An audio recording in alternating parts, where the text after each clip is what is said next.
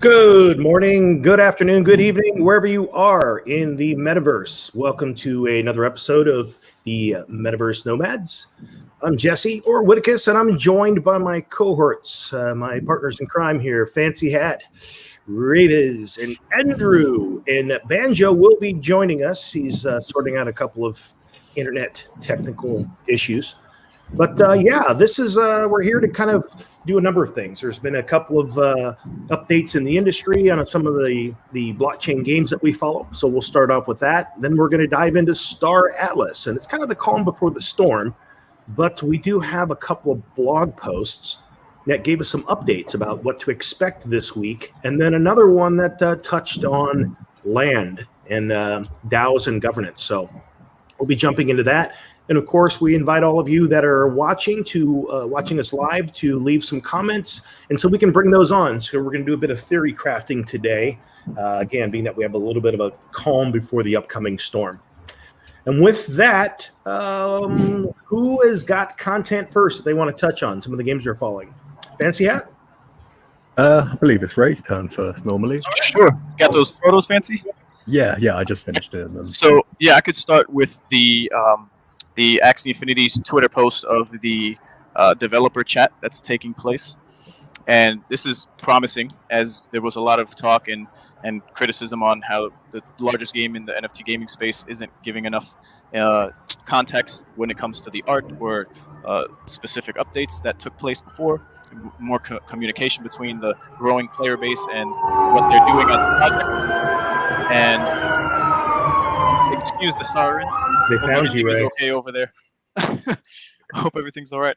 Okay, but nevertheless, there's going to be one of on Monday, October 4th at 2 p.m.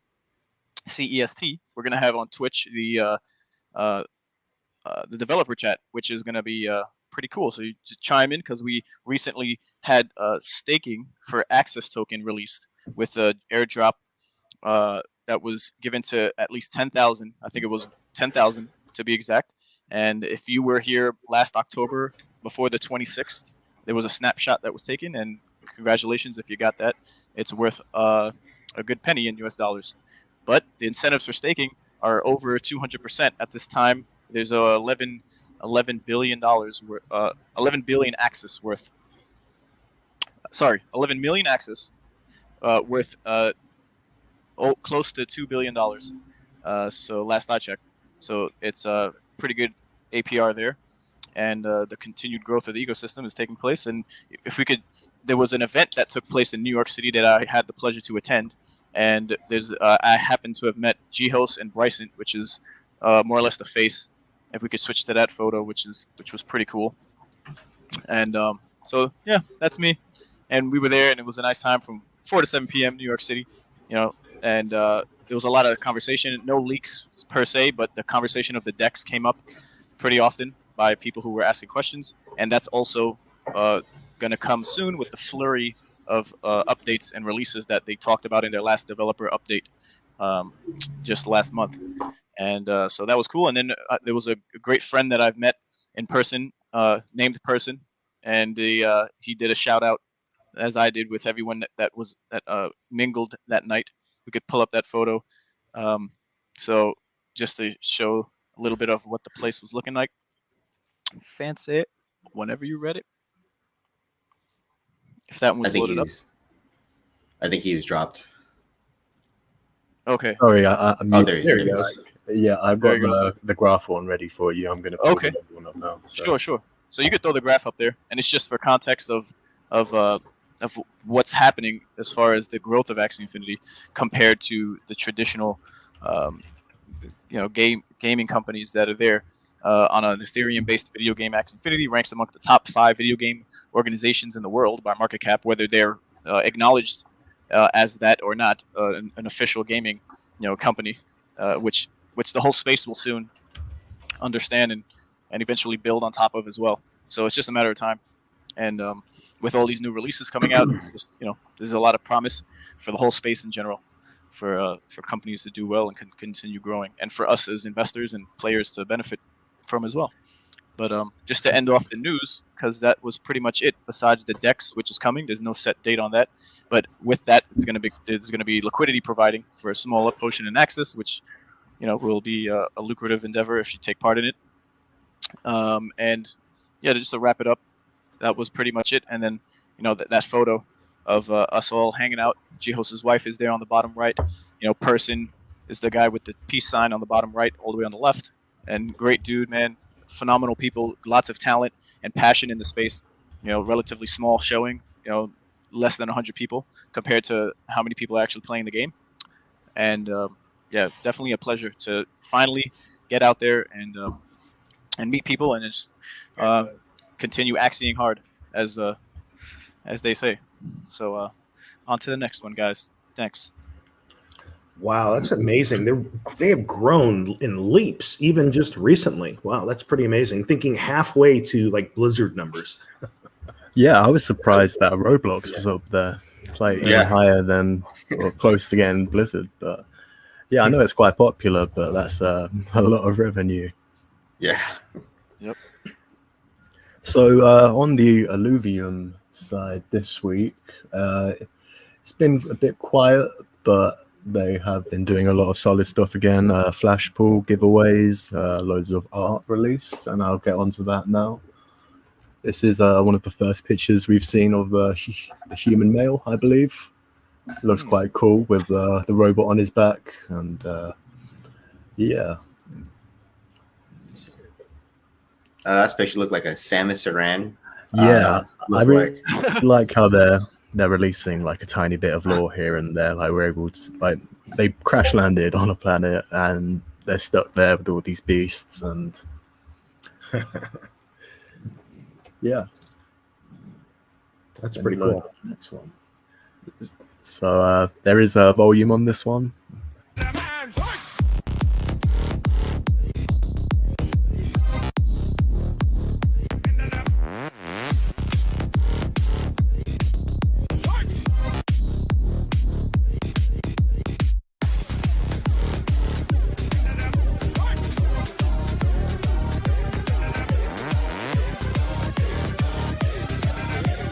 Everybody's going to the party, have a real good time.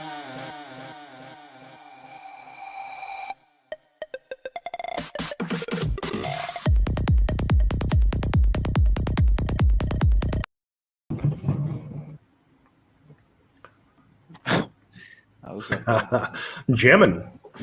You know what's amazing? I mean, Elluvium has this massive, quiet growth for a project that has been pushed out a ways. I mean, their Discord is just growing in leaps and bounds from 116,000 2 weeks ago to now. I think they're over 130,000. Just massive growth.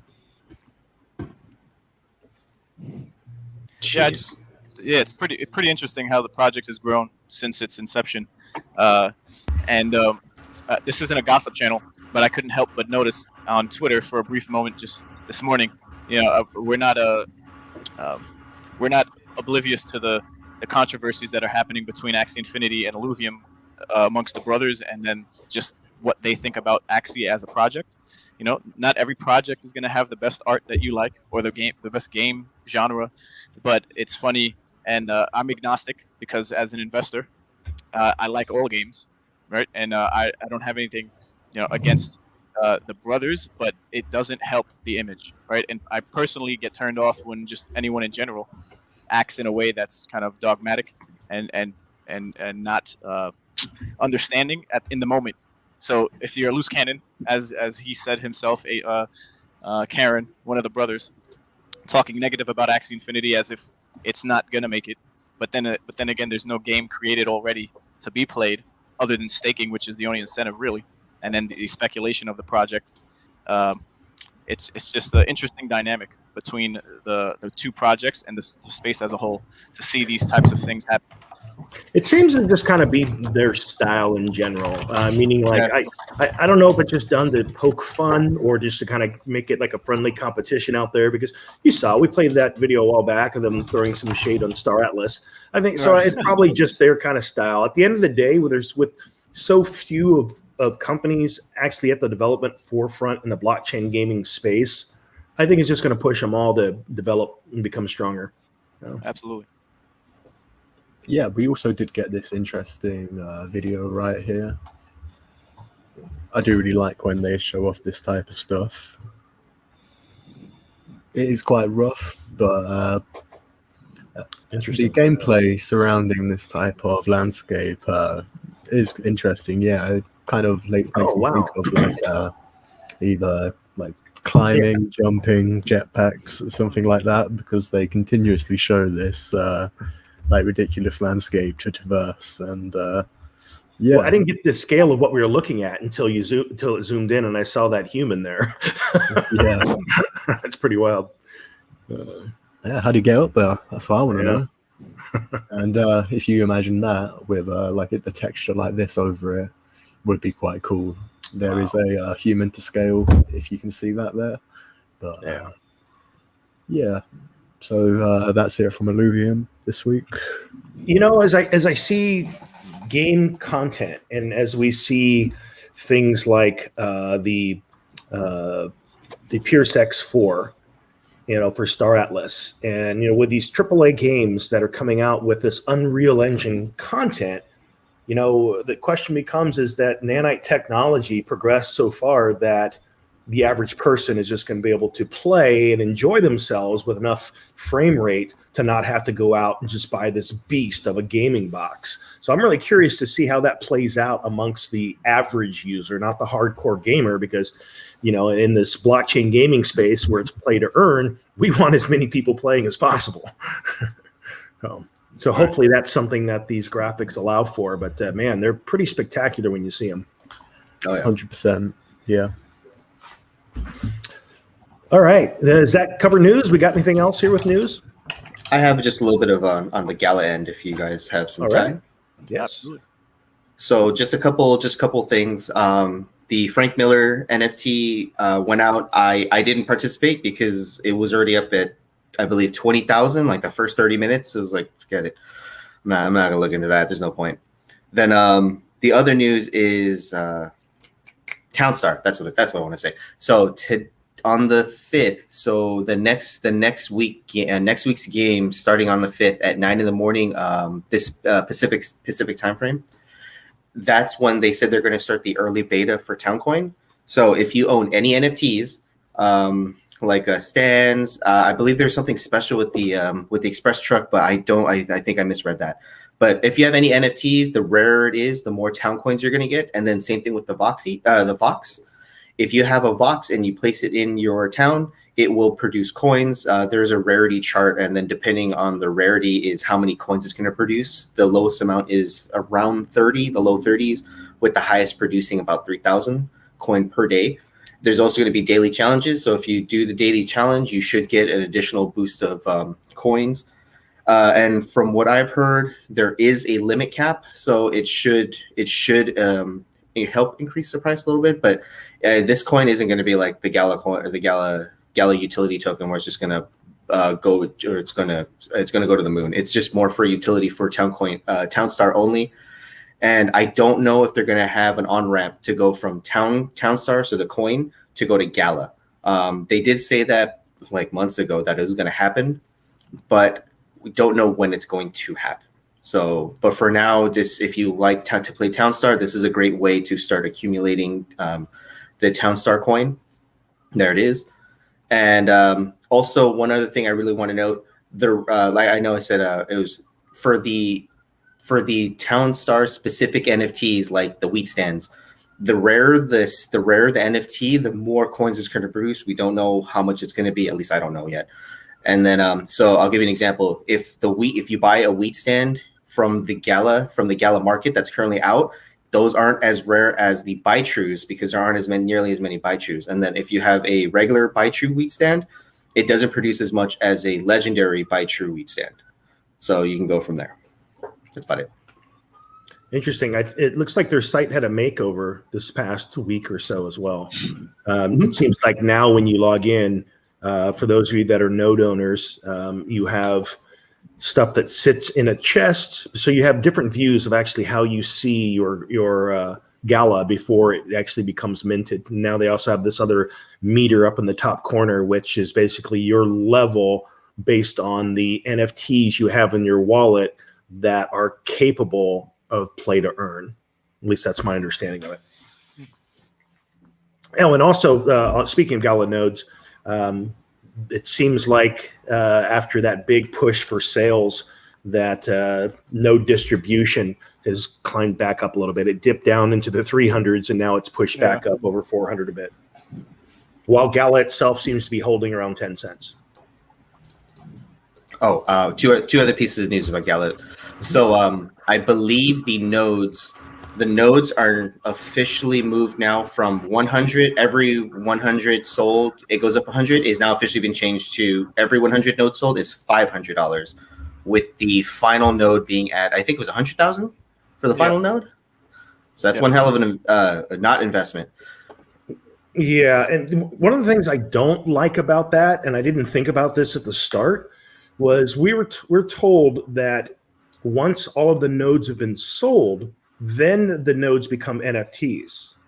So now if we have to wait, and correct me if I'm wrong, but if that is actually what we have to wait for until they actually make the nodes NFTs, then you're essentially waiting till that last one sells for $100,000 before you can actually choose to sell your node if you want to. Right. So that did change versus what was it before? It was like 25,000 or 50,000. Was it half that? No, I think it was always they have to sell them all.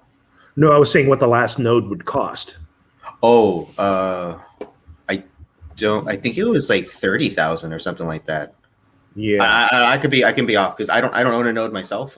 I got in too late, or when I got in, I could have potentially bought one. I just didn't really understand nodes. I kind of beat myself up about that now.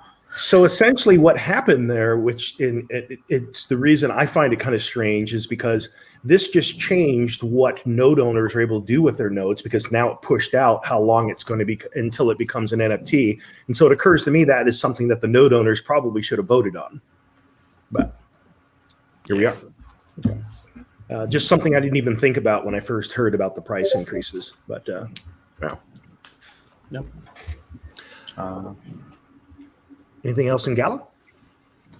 There's one more piece I wanted to say, but I cannot remember it off the top of my head. I got distracted. But that's fine.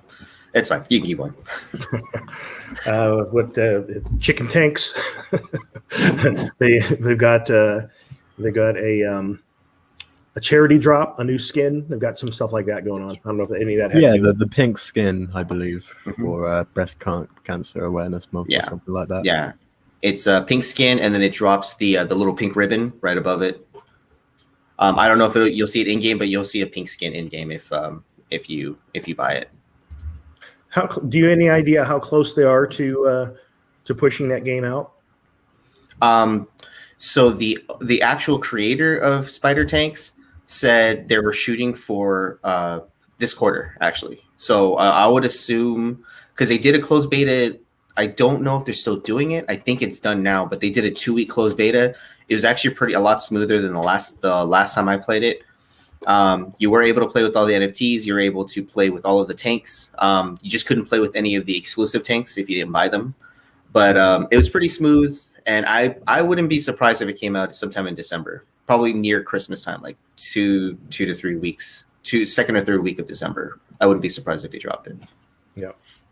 Yeah, I happened to have gotten in once during the release of playing, and I played, and I could see how it could get addicting. But the incentives need to be there for me personally to invest my time when it comes to the whole ecosystem as a whole. But I did play during that initial first beta, and I enjoyed it. It's not really like my type of game playing, but one of the things I did try with it, which is pretty cool, is I do have a remote, controller. So had that connected to my computer, so I could actually play rather than trying to use the keyboard and mouse stuff around. So that actually made gameplay a lot better, I think. But Fancy Hat was still kicking my butt the whole time, so that didn't help me, obviously.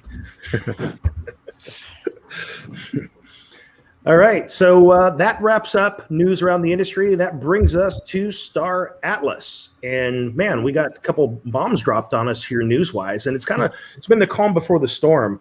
up until we saw these recent announcements, I just kind of figured that they were pushing things back. We probably weren't going to get any big news or anything for at least maybe to the end of this month. But man, they jumped in and, this week, away we go, kicking things off day after tomorrow on Tuesday. So let me bring up a picture here. Here's basically the first one that came out 2 days ago saying High Octane October, which is actually fitting for October in the crypto space, generally speaking. Star Atlas set to release player factions, new trailer and ships. So you can see down there, there's basically 3 key events here. On Tuesday, day after tomorrow, the doors open to the minigame. That's at 10 a.m. Eastern Daylight Time. And then Wednesday, October 6th, is going to be the full-length game trailer. And then Thursday is going to be a ship drop. So just taking a closer look at each of these individually. The first one, doors to the minigame open. So, this is when they say doors open, this is essentially we're not jumping in and playing the game. However, if as it's already been stated, the game is already afoot. So this is just another extension of the strategy for leading up to gameplay when the mini game is available to play. This is going to be an opportunity to set up your profile, strategize, organize, and prepare for future release by selecting your faction. So this is a big one, faction selection. Whichever guild you're associated with, if you happen to be in our guild, Rome, we have chosen Oni as our faction, so that would be the faction you're selecting. It also says here that it will allow guilds to begin positioning themselves to gain competitive advantages based on their goals. So, it's been interesting all up to this point when it comes to looking at the gameplay. And when people are, setting up alliances with other guilds and trying to plan and strategize, it's like we really don't know what we're planning and strategizing for.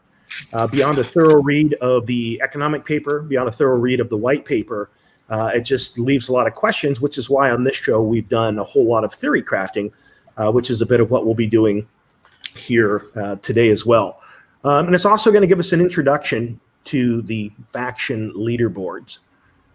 So before I jump on to the next thing that's going to happen on Wednesday, just what are you guys' thoughts about, what are your expectations, I guess, of what you might think the process will be like? You think it's just going to be a login screen where you connect your wallet and then you go through a sign-up process? If a person wants to, can they go through that process with multiple wallets? If they wanted to have multiple accounts, is that frowned upon? Like, what are you guys' thoughts about what we might expect?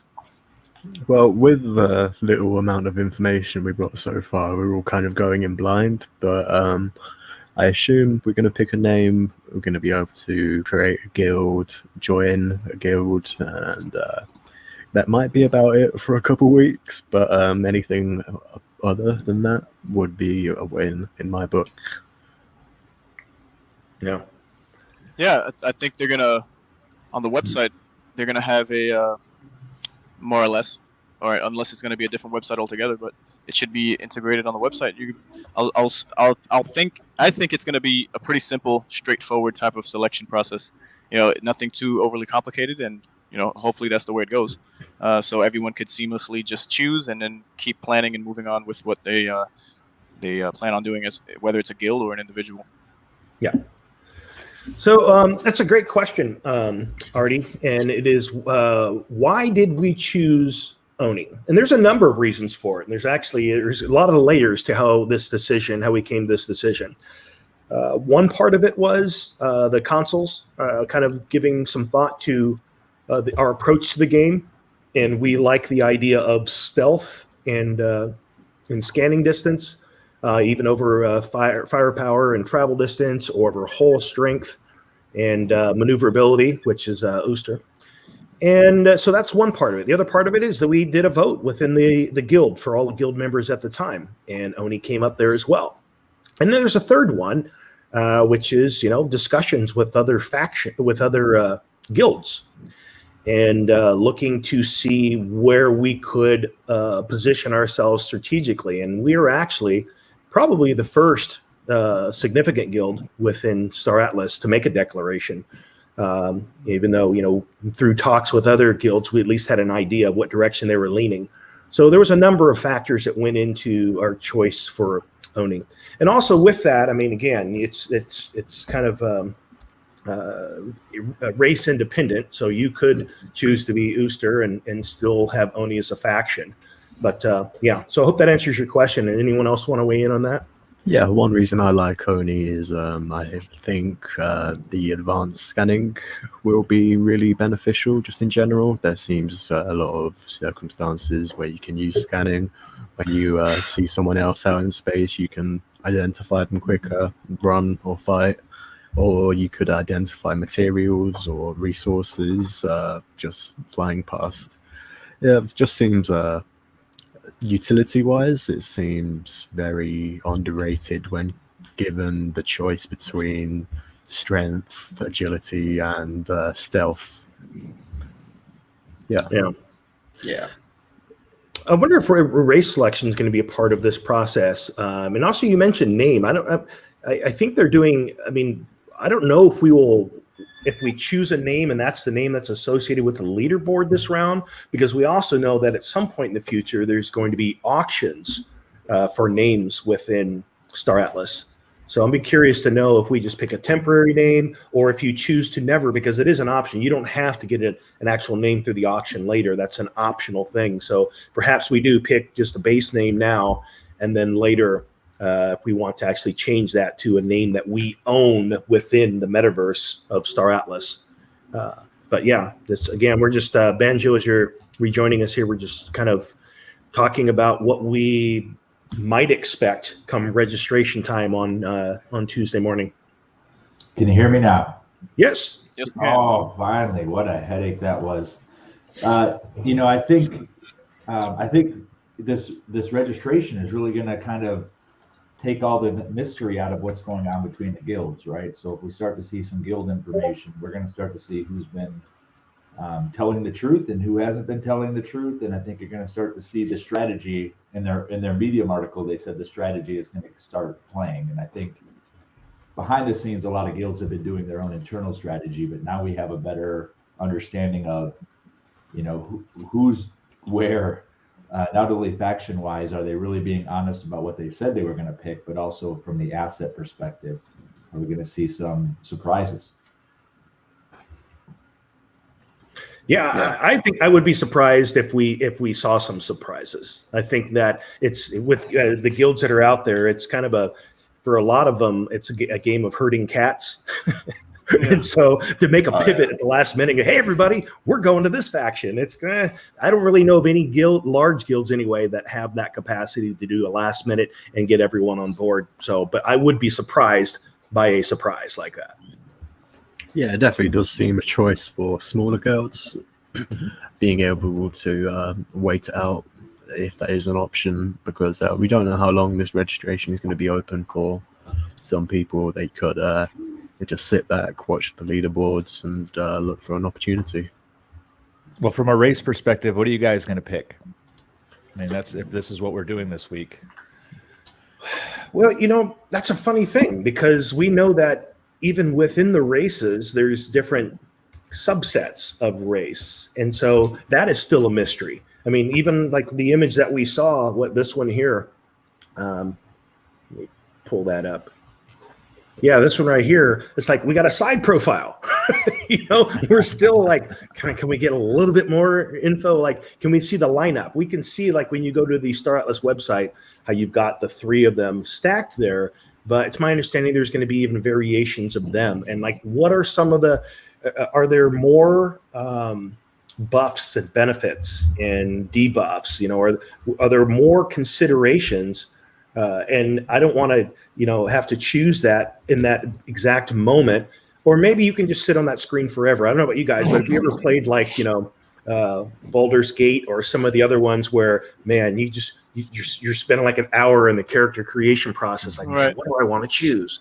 And so it's probably going to be a lot of that. But hopefully, I was kind of hoping we would get some more lore and storyline character information on the various races going into it. Yeah, I'm thinking. Go ahead, Ben. Thanks, man. One of the things that we haven't seen any information on is if the races will have varied stats or if there'll be different. Most MMOs have stats like strength, wisdom, constitution, whatever.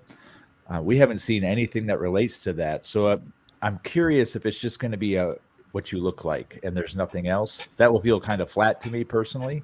Yeah. Because I want to see variation within the character and the races, like you were saying. And I think with the Oni, I'm hoping that there's multiple races that you can pick from.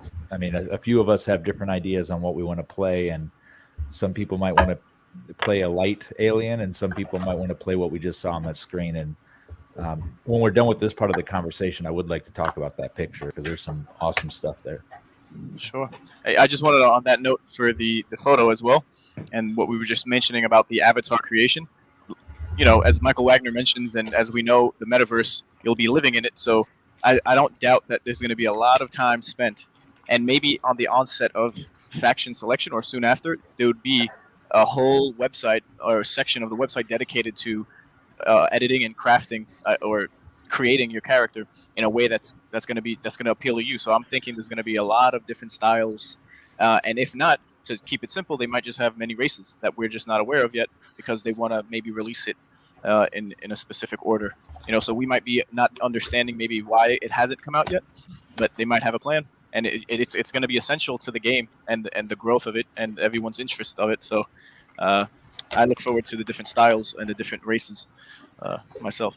Well, I think, Apex brings up a good point, is that may not matter during the mini game. However, it will matter after, right? So if we're having to pick now for something that we won't see stats on until 3 months from now, 4 months from now, 5 months from now, many of us may have wished that we picked a different choice once we finally see those stats. That's why I'd rather have at least some information up front to make a more informed decision.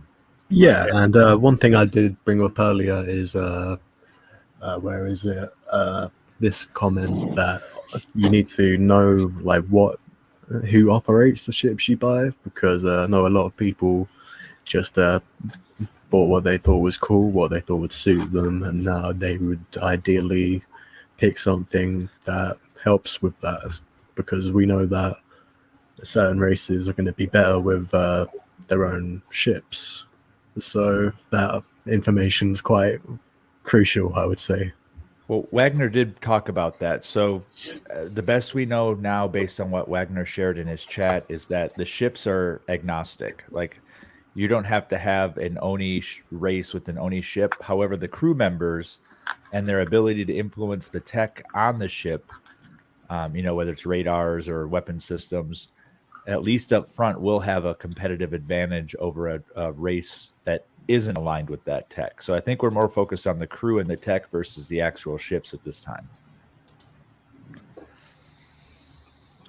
Yeah, kind of just getting a feel for what the experience might be. I think I mentioned this last week, but I've been playing a bit of O-Game.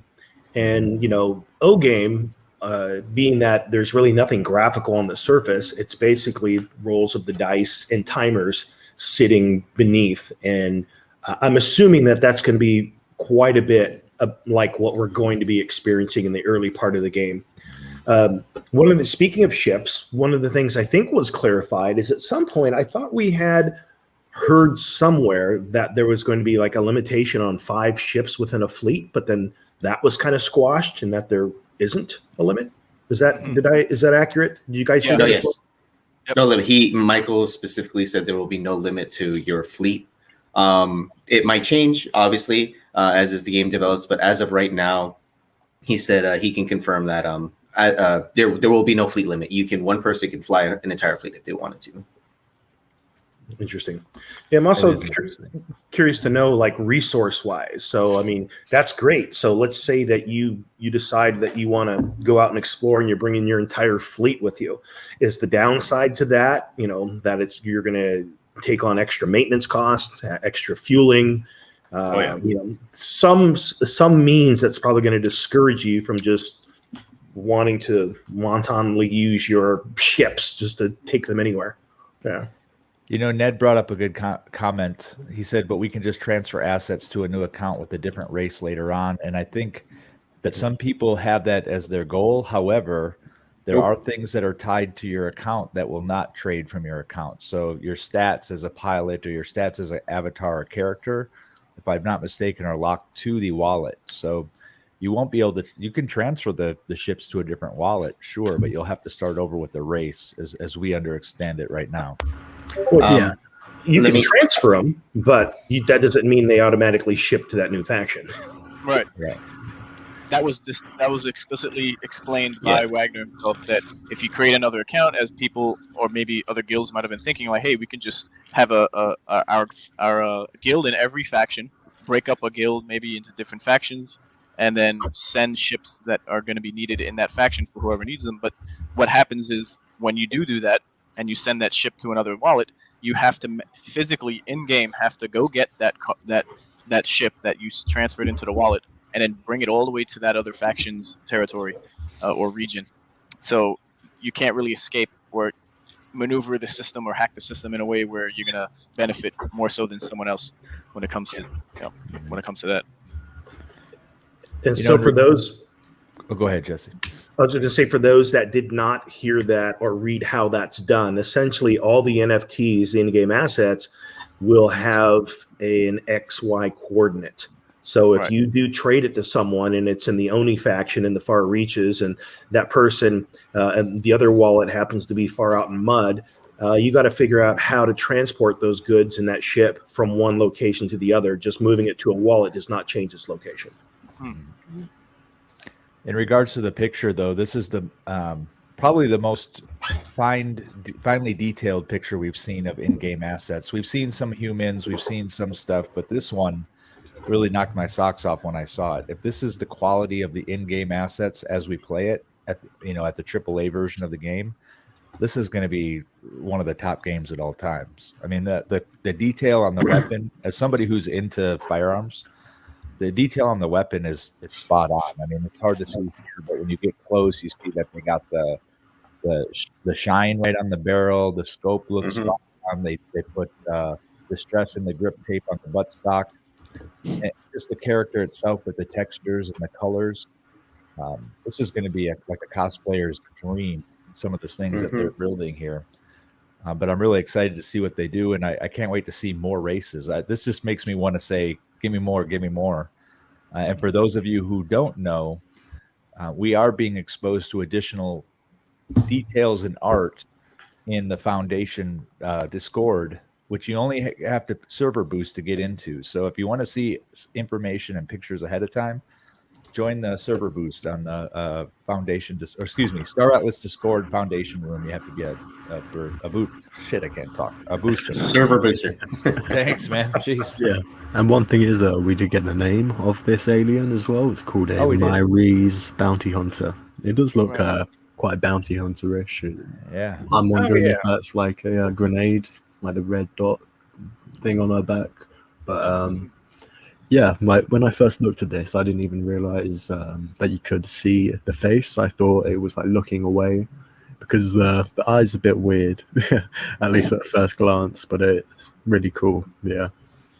Yeah, the detail on it, the photo, if you go to the Medium blog post and you either save that image or, scale it, the detail is pretty impressive because once you shared that with me, I zoomed in to look at that eye. And then even above the eye, you can see these round patterns, these almost look like geometric shapes. But yeah, just epic detail in this.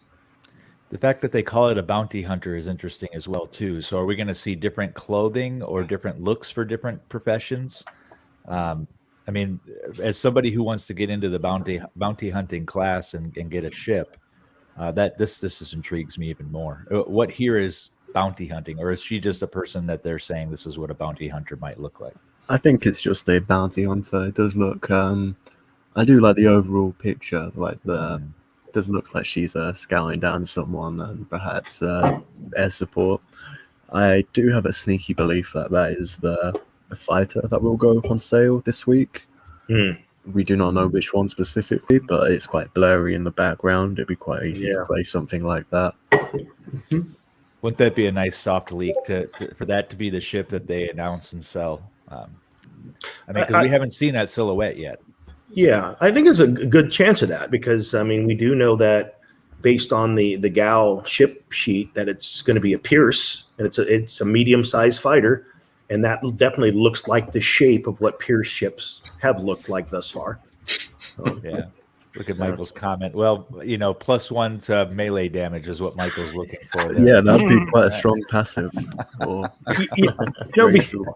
We were looking at this image before, and I'm like, man, I mean, the neck has got to hold up that head and that long thing behind it. And then I was thinking, well, maybe it's it's from a planet that doesn't have much in the way of gravity, so it's not fighting that. But then you look at its ripped muscles, so it's got some kind of resistance that's giving it the ability to be in that kind of shape. Yeah, it's fascinating. What's interesting is seeing such an alien-looking creature with such a human-looking weapon, right? Right. And, but 30-06 still holding up 500 years later. Yeah. Out in Oni space. It's a classic.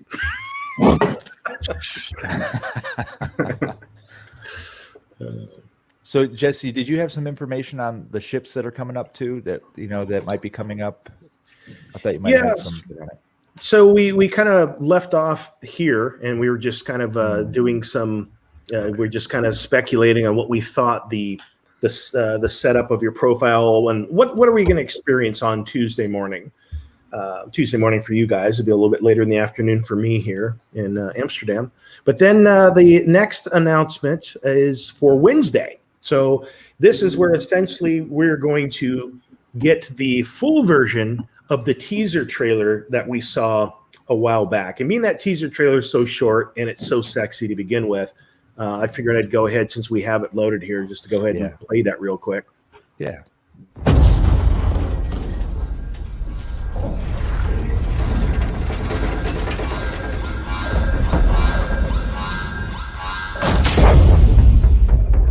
Legend has it that somewhere on the other side of space is a diamond the size of a planet. And everyone is out to find it. So I guess it all comes down to one thing. Who will find it first?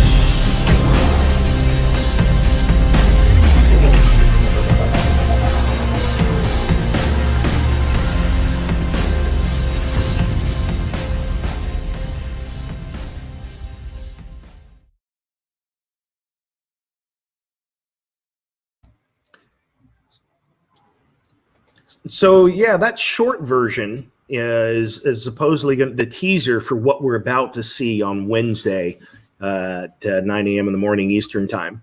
And so it'll be interesting. And there's just from the couple of tidbits that we got from that, some of the questions that have come up in the past was, are they metaphorically speaking about this planet the size of a diamond? Is it just a planet that happens to have a whole lot of resources?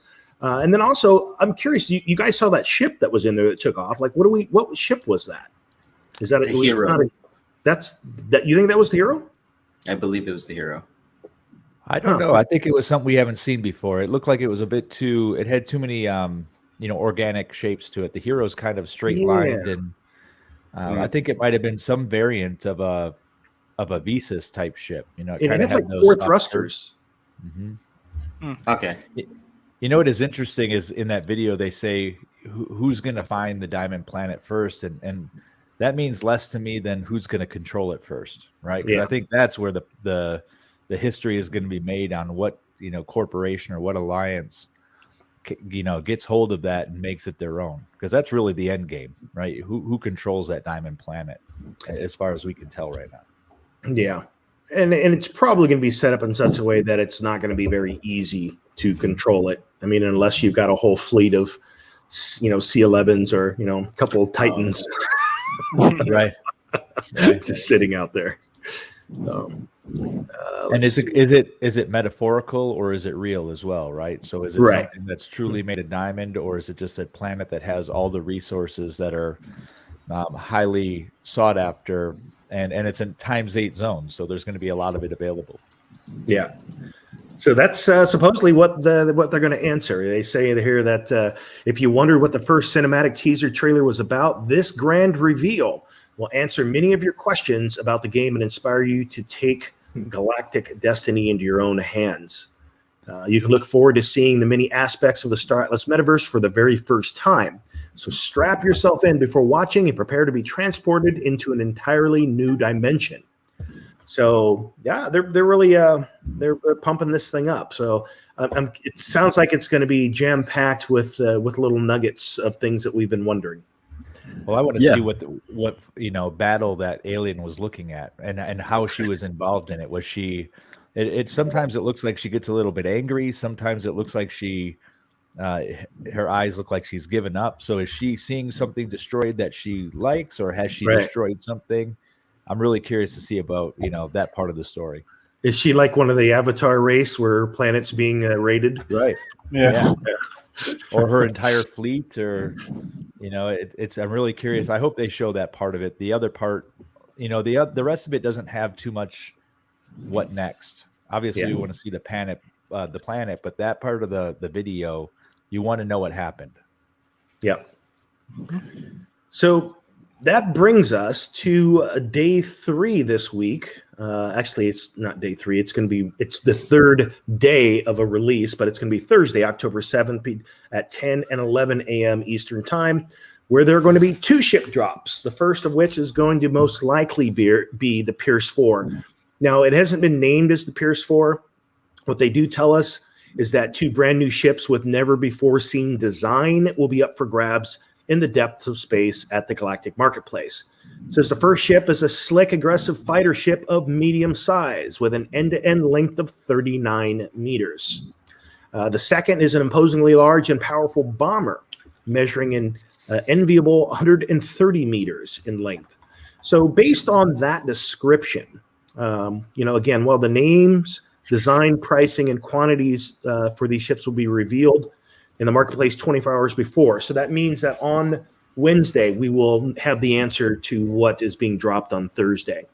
But based on that limited description there and the fact that there is a listing in the GAO for both of these, it looks like the Pierce F4 is the medium fighter that is also designated as rare. And then the Fimbul Ecos Grenadier is the large bomber. That's the one that's going to be 130 meters. So 130 meters, just in kind of comparison, I don't remember exactly what the Ogreca Thripid was, but 300 meters is what the Calico Guardian is. So this is a little bit shy of half of that length for the size of a bomber, which is pretty impressive. That's sizable. And that fighter is identically sized to the Calico, so they're both 39. So I would imagine the Calico is like beefier than a fighter would be.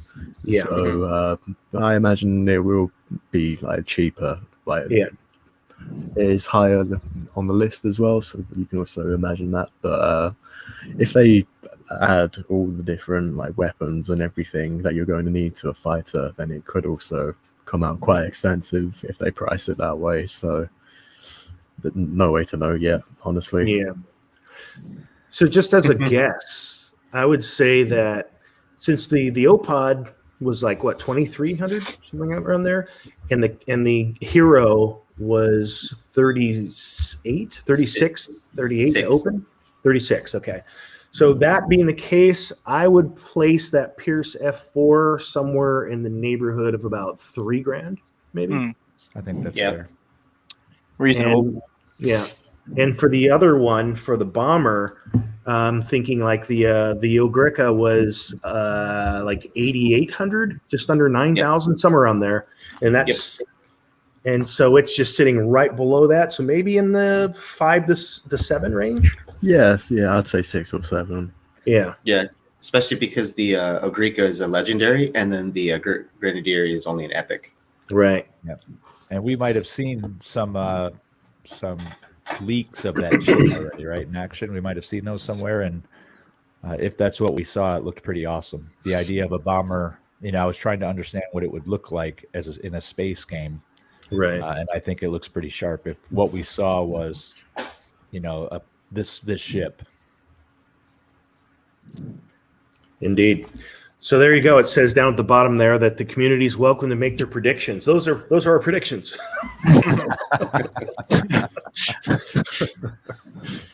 Well, if we were to think about the size of the fighter, and you said it's about a third of the size of a guardian, is that what you said?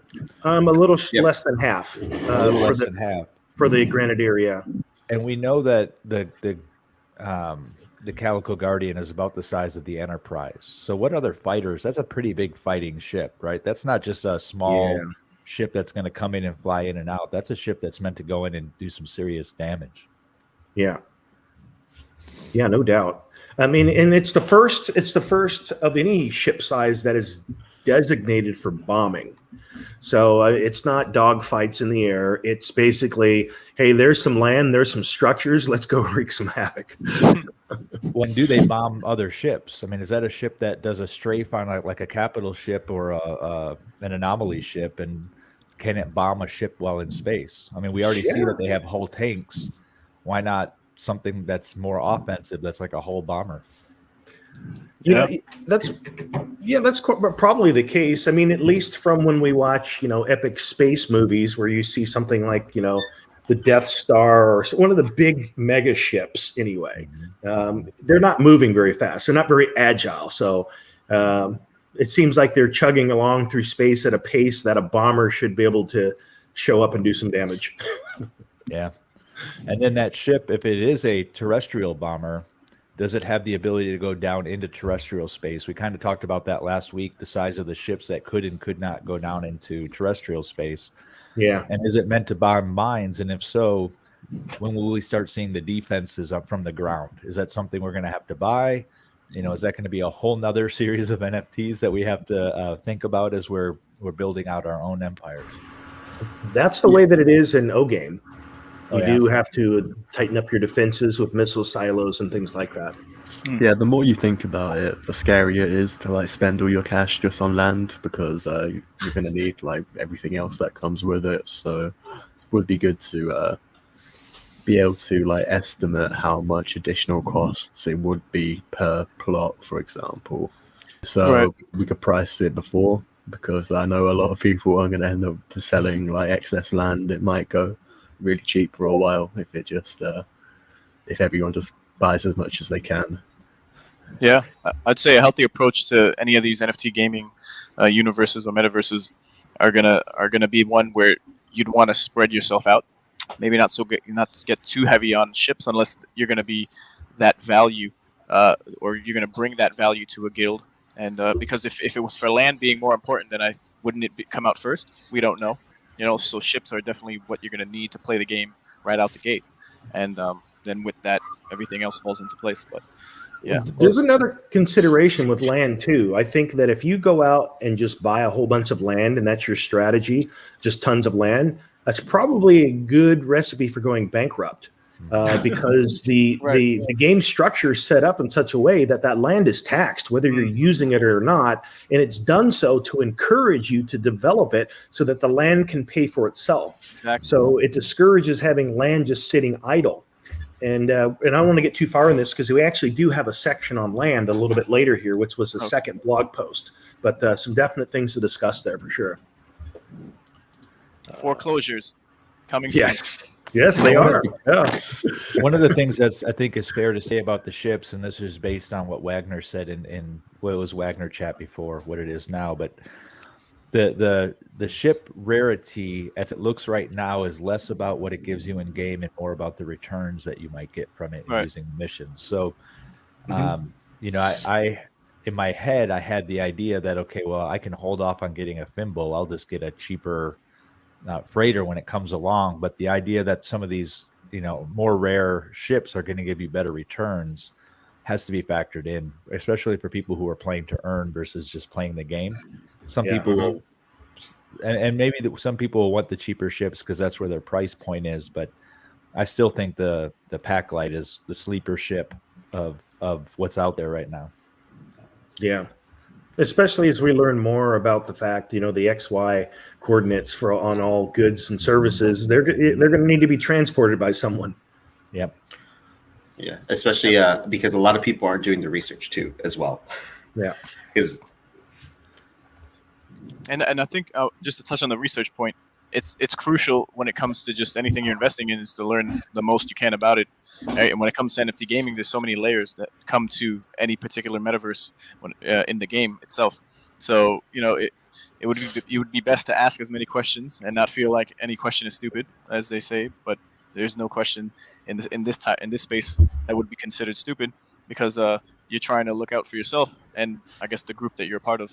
So the more people who learn about what's happening, the tighter, you will be more close knit as far as the community that you're a part of. You could provide a lot of value by educating yourselves. Makes sense. So yeah, I mean, on that note, we did get a bit more information from those blog posts, and because, just like you said, really you should be going through and educating yourself. Some of this may seem tedious because we are pulling directly from the blog post, but there's some nuggets of wisdom and information in there that's going to help you kind of plan your strategy. Here we are. So that brings us to land ownership, which is the second blog post that just came out early this morning, in fact. And what's interesting about that image, let me pull that image up, the larger version of it, because it's pretty interesting. Yeah, it's a great one. Yeah. And it's got a number of things going on here. You've got these big, huge farming equipment things that look like they've got some type of propulsion so they can kind of float around. They're not just on wheels on the ground, so to speak. You've got some things in the air there. You've got this little, looks like a harvesting robot or something in the very forefront there in the bottom left corner. Some interesting things the whole way around, but it also places emphasis on the fact that, what you do with your land isn't just about mining, and that there's going to be some crop production, feed folks. Yeah, one thing I didn't notice beforehand is that monitor in the top middle. It says next rain in 43 minutes. 43.52 minutes. Yeah, that's awesome. That's a nice little feature. That's got a little cloud there. Right. It's generating the cloud synthetically. I wonder if that's a man-made rain or if it's a planetary system that just rains that often. It looks almost like a greenhouse. Yeah, it's probably just a sprinkler system, honestly. Yeah. That's pretty awesome. Well, I guess to that end, we knew there was going to be industry, and if they really get into the game where we now have cities where people have to be fed and they drink, it makes sense that they are working on a food and a drink system as well as far as resources and development. Right. Yeah. Well, that makes me think also that, if you have a ship that is large enough that has onboard hydroponics, how much can you produce with that? And then can you continue to produce food with that, even if your ship is, docked at spaceport? Are you able to continue to produce, resources from within your ship if you have the means to do that? I'm curious how that plays out. Yeah, this is definitely there's a trend of more of this type of, I guess, leak or picture sharing that we've seen in the past. We're starting to see less ships and more of what the worlds look like. We saw what looked like a library or something last week. We see this week. We've also seen some other pictures that are terrestrial based to give exposure of what life on a planet would look like. So this game gets bigger and bigger and bigger the more we talk about it. Yeah, one thing I want to mention about this is the tag that came with it. It is called the Star Atlas Land Management Terraforming Player Controlled and Owned Assets. So basically, just the use of the word terraforming makes me happy because if you could find like a barren planet, basically, if it has good enough resources, you could turn it into your own paradise, which sounds great to me, honestly. Right. All the green in this picture and all the robots makes it look quite automated, which I feel like it. Food, if it's going to be a big part of the game, then it's going to be very just logistical, like you have it or you don't have it, and you need to have enough for the journey you're going to go to. So if you're going to go across the universe, you need like enough fuel, food, and weapons, pretty much. So a lot to think about.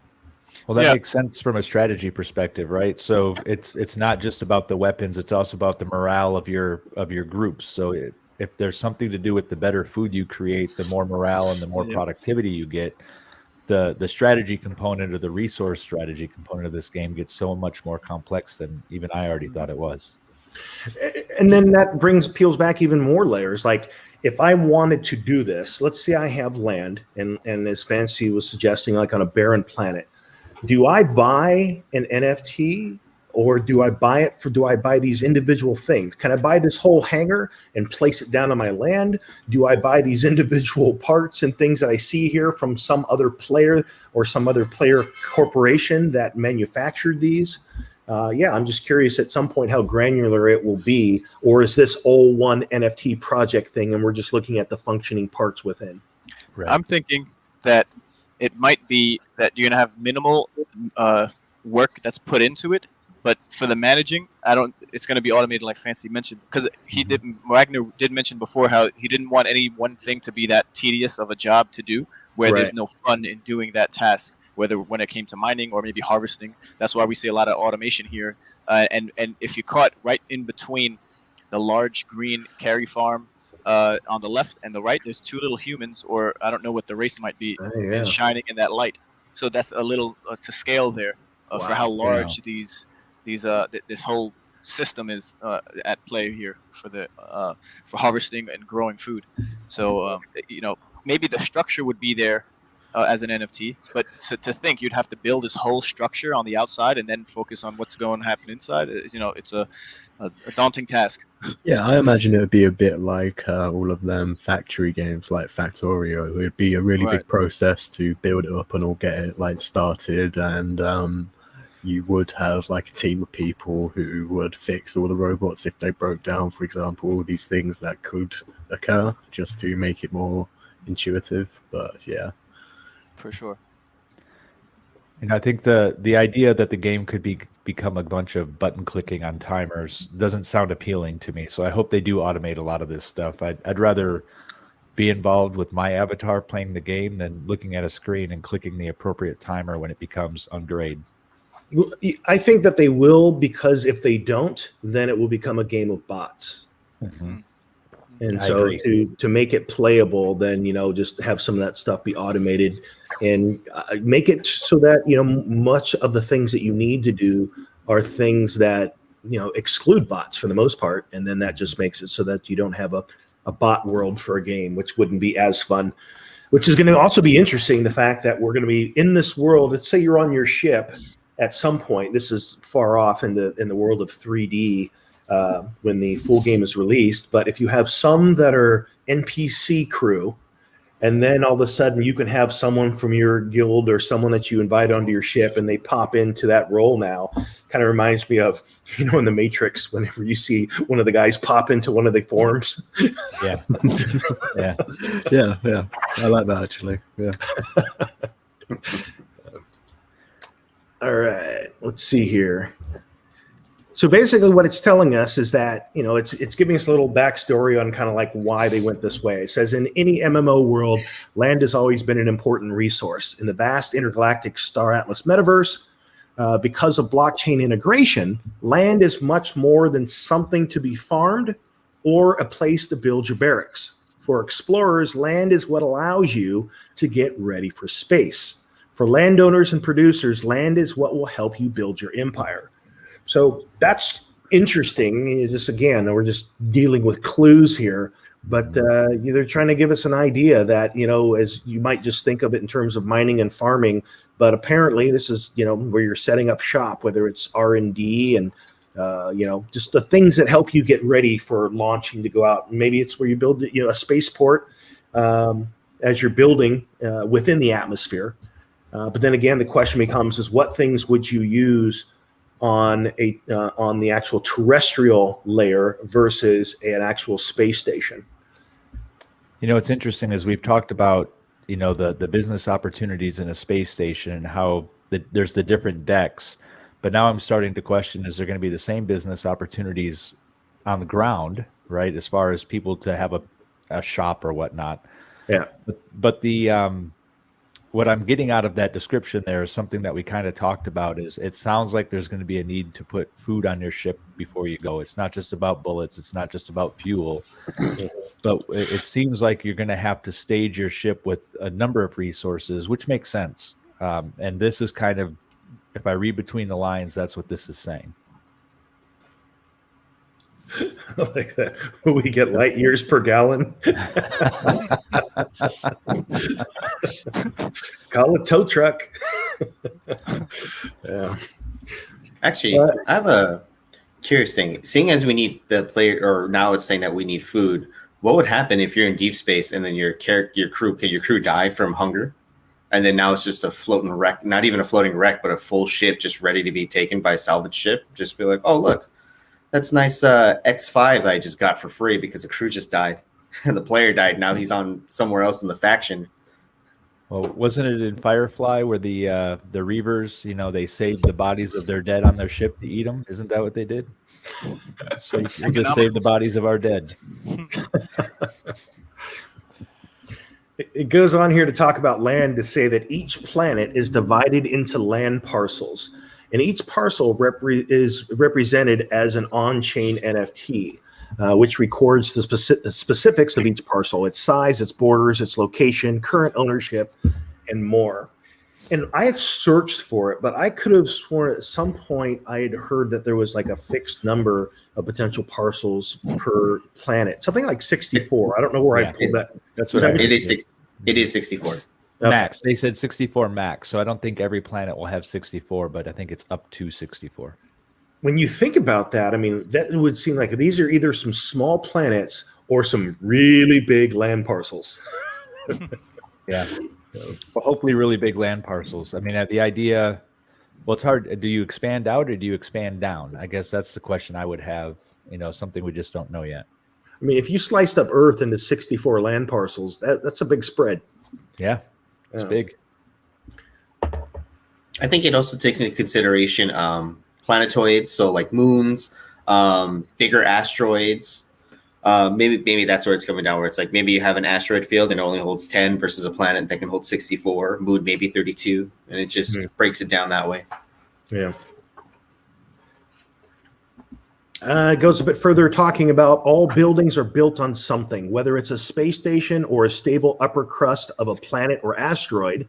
So again, it sounds like there will be building on asteroids. Mm-hmm. Owning land itself opens the player up to the possibilities of mining and farming, for example, and to defend the territory.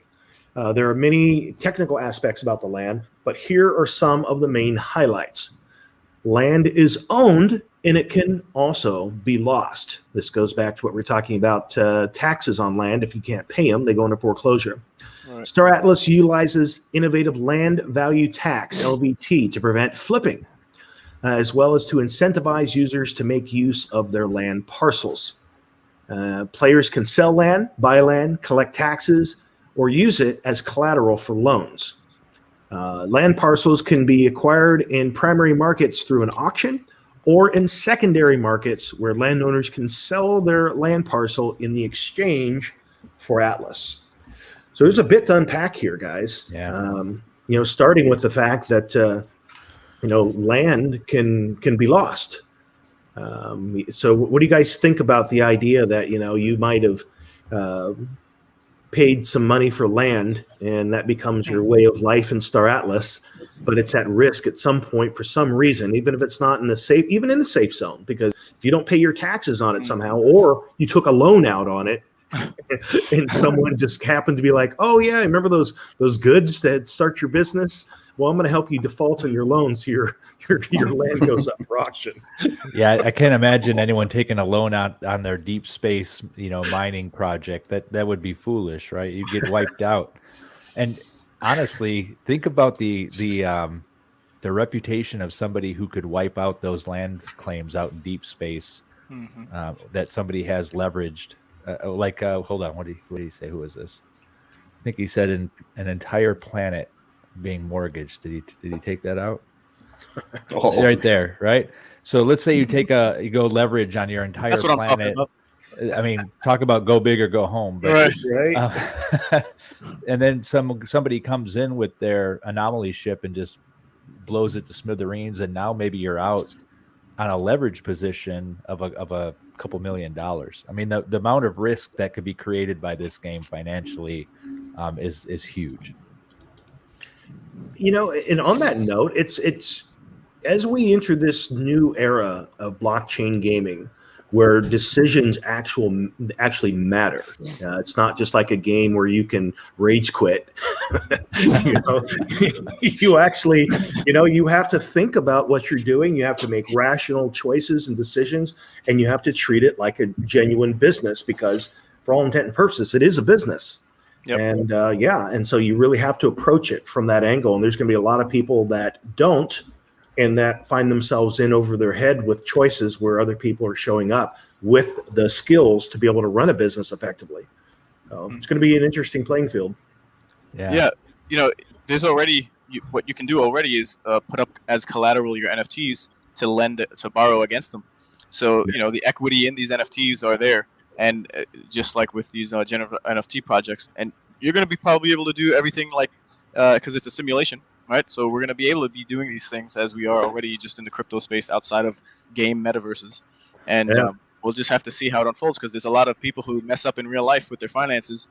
They're not financially literate, and it's gonna be sad. But again, if you're taking out a loan against your deep space, whatever property you have, or assets you have, and then it gets destroyed, you didn't put that much thought into it.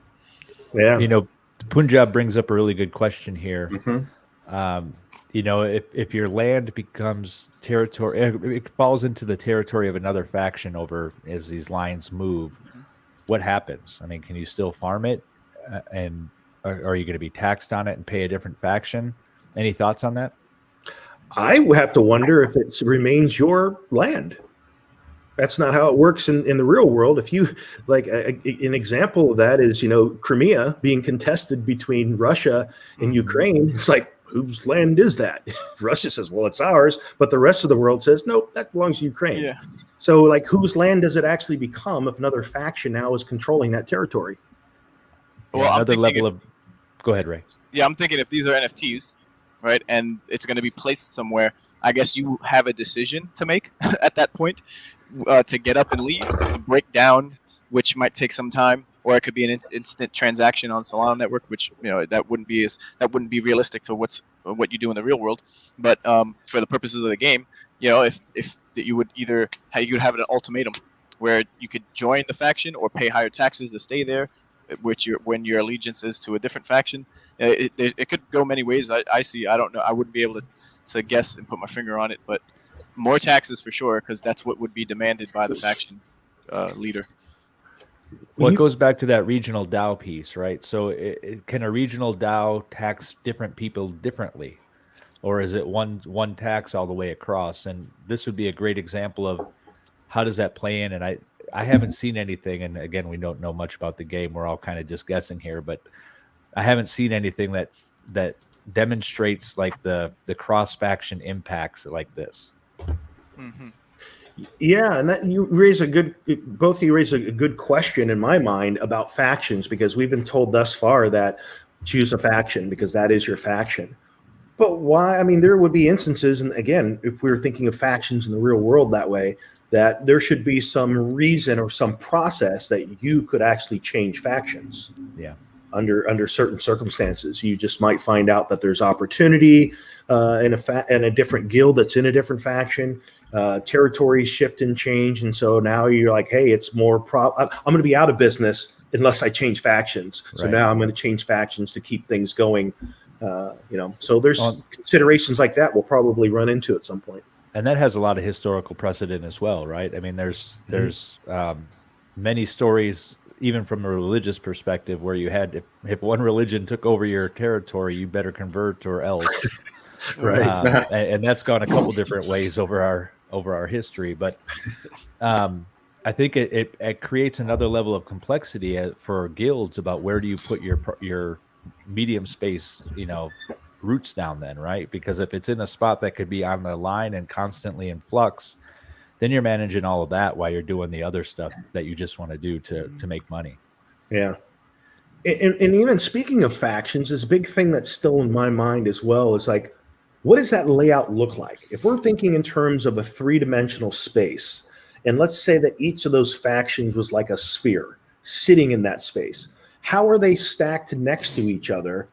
And then what do we consider to be deep space versus, like the space that's right up and next to the factions? How are the factions? Do they bump up against each other? Is there deep space between the factions? What does that look like in a three-dimensional space? Yeah, it seems to me that you're gonna have your safe space, which will be a combination of all three, and then, as I would believe it to be, you'll have three vast reaches of space where those factions will start out, and then they expand over time. And I think you will see some that are butted up right against each other. I hope that interplay is there because it will add to the tension of the game, right? Where there are some faction boundaries that can be crossed, and that maybe there's an advantage to being along that boundary from a resource perspective, and maybe there's a disadvantage. Seems like there would be a trading advantage to have your factions relatively close in medium space, because you wouldn't have to trade. It wouldn't cost so much money. So one of the other bullets here talks about players can sell land, buy land, collect taxes, and use it for collateral. So if you can collect taxes for your land, but yet you as a landowner are also paying taxes, the question becomes is like, how many people do you need to offset that? How much business do you need at a most basic level to offset your own cost of just existing and owning that land? That's one interesting consideration. And then also it says there the land parcels can be acquired in the primary market through an auction. So here we are back to that auction thing. And every time I hear auction, it's kind of like one of those numbers like, oh man, we see what FOMO does to every project out there. Can you imagine just like the first piece of land goes on sale and the bidding just goes ridiculously high? I'm curious to see what we're going to experience. And I guess land sales are probably not going to be till towards the end of the year. But what is that going to look like at an auction? The same thing we were kind of wondering like with names, but even with land, it's going to be more significant because that means like, do you just let the whales get in there and just bid stuff up and then eventually they get what, a big chunk of it and then they're out? Does that mean that someone is going to pay a premium if they want to get land in a precise location where they want it and get it stacked next to each other so they control a region?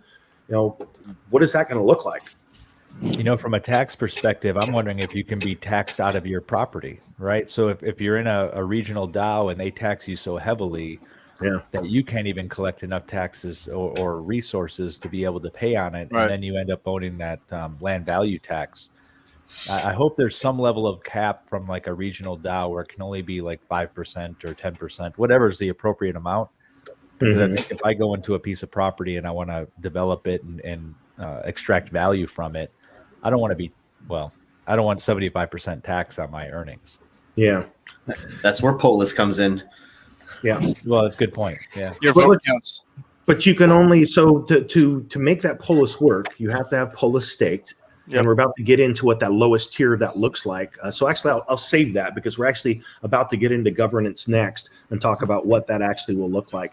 But I do think it's going to be interesting. There is going to be auctions. Any other thoughts here before we? Auctions bothers me. It's a game of whales, in my opinion. It's really about if they do an auction, I hope it's something like, okay, everybody within 300 meters of this planet or this landmass can auction for it. But if it's a broadcast across the entire faction or the entire game, then that's just inviting whales to come in and just trounce people. And that's not power to the people, which is what they say is kind of the tagline, right? And with that said, just on that note, if there is to be a whale and they consume up, a good percentage of land or whatever the case may be, the value proposition is not just having the land. It's the land.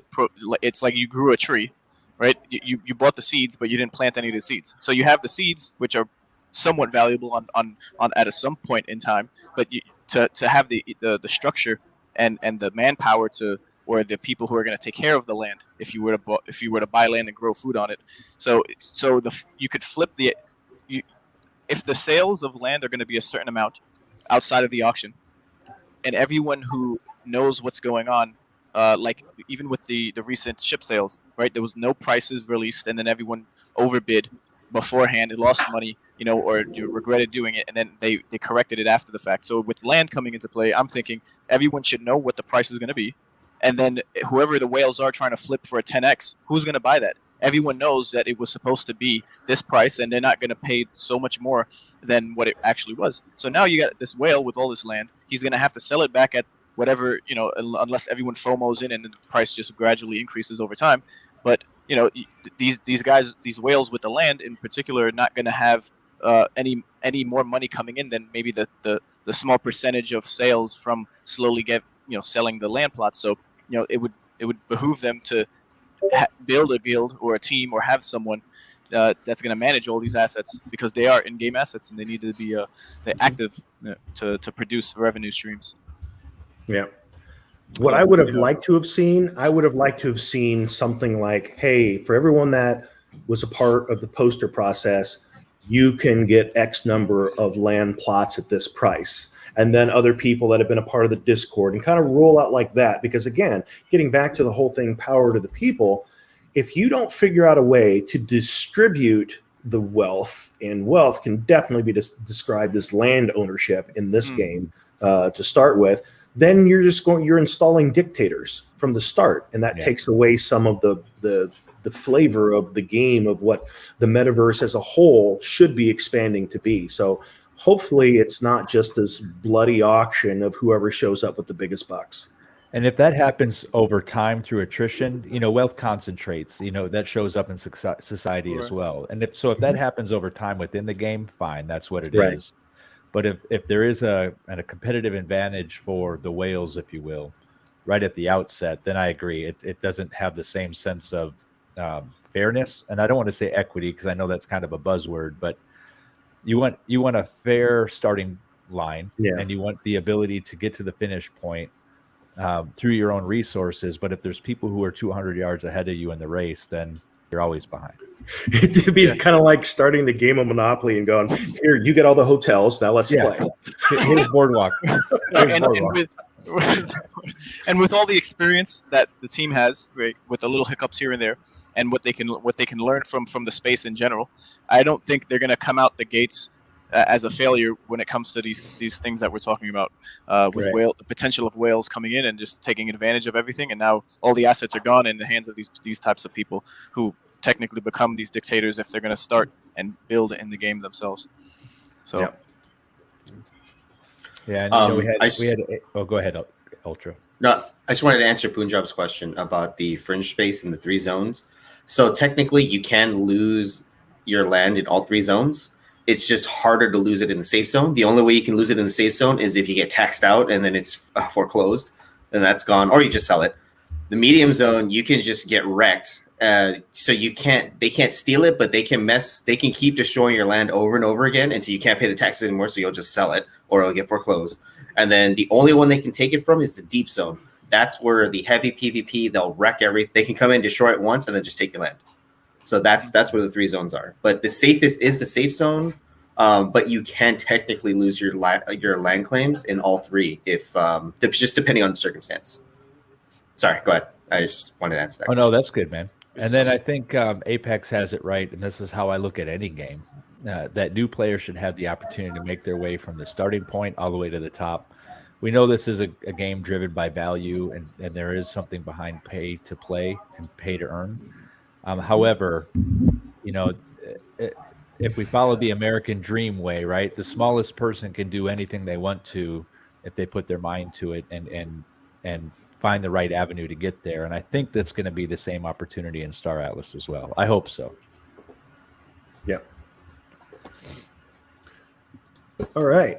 Well, that does bring us to where that blog article transitions into talking about regional DAOs and voting rights. And it says, while building your production empire, expect there to be political struggles both within the entirety of Star Atlas as well as your regional DAO, decentralized autonomous organization.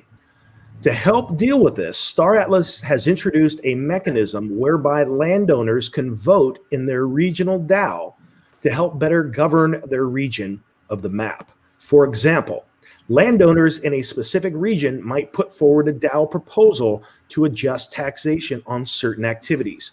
Voting will be done by staking Polis, the game's governance token. Now, I think I'll add this second part to it, which says regional, which is the low-level DAOs, can vote to change, add, or abolish policies. Military, homeland security, external relations, as well as adjust the budget to better suit the region's needs. Owning land is a requirement to the vote, and each regional DAO vote will affect your relations with other regions, either making things easier, such as importing cheaper supplies from builders, or more difficult by voting to impose a high tax on imports. It's all up to you.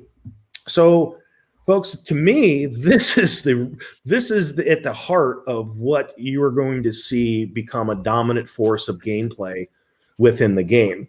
And so this is just lightly beginning to touch on the mechanics of things at that level. Now, the other side of that too is we know that there's going to be people, and that's the beauty of the metaverse. There's going to be people that, you know what, not concerned about all this. I'm a blue collar miner. I'm just getting my mine on each day.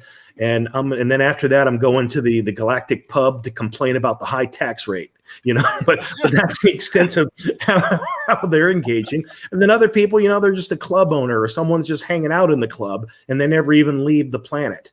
So it's going to be interesting. And then there's going to be this whole political level where there's going to be people that are, look, I've got property here that gives me a vote. And so I'm also going to be staking. But where does that vote and that staking actually take place? And that's what we're going to see another couple slides here on. But what are your guys' initial thoughts on, DAOs and voting and land? This is like a whole nother game. I mean, this is a whole nother game that you could just focus exclusively on this and keep yourself out of ships, out of anything else. If you've got the polis and maybe the land to support it, then it becomes a whole political game. And I think at first glance, and this might be showing some of my political side, but philosophically, we run the risk of tyranny of the majority, right? Where, all these people are like, oh, this is going to help me in my pocket. But, this 20% over here, it's really going to screw them over. And you're going to see the 100% democracy work towards screwing people over. It's going to be interesting to see how it's straight politics. Yeah. Is what it's turning into. Yeah, absolutely. Go ahead, Ray. Okay, yeah. So, just on the surface level, it's just like land is going to play a huge part into alongside Polis. So there's that extra utility for Polis, where it's just like you marry it with an in-game asset, and the value there is evident. So, and depending on the faction you choose and how well it does, and the strength of it, I guess, will determine, I guess, the taxes. It's really going to be a decision you make, or the guild that you have makes. So even though this is a regional DAO, I guess, your own separate DAOs are going to have to coincide with what's going to be required in the game, depending on the quantity of land that your guild has. And it's going to be interesting to see how guilds change and reshape, I guess, with the new knowledge that's coming out over time. And that's why in previous episodes we said, a DAO, alliances, the creation of it, the speed at which you need it, if you do at all, right, depending on what they're going to provide us in game, whether it's for renting ships, aka scholarships, for lack of better terms, if you want to call it something else, or when it comes to a DAO itself, right? So there's still a lot of time and plenty time to just continue to educate yourselves and structure a plan. So that's my thoughts. Something that comes to mind for me is they talk here about Atlas has introduced a mechanism whereby landowners can vote in their regional DAO. Okay, so we know you have to own land to be able to vote, and you also have to stake Polis into the DAO. Well, the question that I have now is, can I just own one piece of land and stake tons into that DAO? And does that give me the vote that I need to have a controlling vote? Or is it also based on, is there weight carried on how much land you have? And is there weight based on how developed that land is within that region. I would think that these should be factors. Otherwise, you could just have a whale come in, just give me one piece of land, and I'm just going to stake. I'm just going to fill the DAO here with my polis so that I get the vote on everything and I have the controlling vote. See, to your point there, that is the most surface level concern I think they most likely thought through, because now going with the dictatorship situation, where if one person just buys everything and the whales are here just to play and to control the politics, if this is going to be a major part of the game, I highly doubt that they're not going to make it so where people can just buy land. There's going to be standards or variables that you need to meet, I guess, for your vote, whether you have a lot of polis or not, or a lot of land or not. That's my opinion. Maybe it's a 1-to-1 ratio, and then every vote counts for you as an individual, no matter how much land you have. But the amount of in-game revenue that you can earn is going to be greater, obviously, because you have more land, and it's being productive. It's a productive asset. That's operating 24/7. So we'll see. Yeah. This is a. Go ahead, Jesse. I was just saying it's not going to be like Tropico 6 in space. This is a place where I think, there's a lot of guilds doing their own guild DAOs. And then we've got this regional DAO. And I think this is a place where there's going to be some conflict or some friction between your guild DAOs and the regional DAOs, because if you're putting all your assets into a guild DAO, you might be taking away your ability to help influence from a polis side, right? So if you've got a guild and you're buying all these ships and farming out ships, well, that money might be better suited in the long term through tax revenue by putting it into polis and helping your guild control politically. Right. This is alpha information here. A hot off the press from Rome. And that's all that raises the question: can a guild DAO own land itself? And if so, then can it also stake guild polis in the regional DAO to be able to have a guild vote within the region? So that's another interesting thing. So as we're talking about DAOs, it was important to kind of pull this out of the, I believe it was in the economic paper, because this kind of shows you a top down from a DAO structure.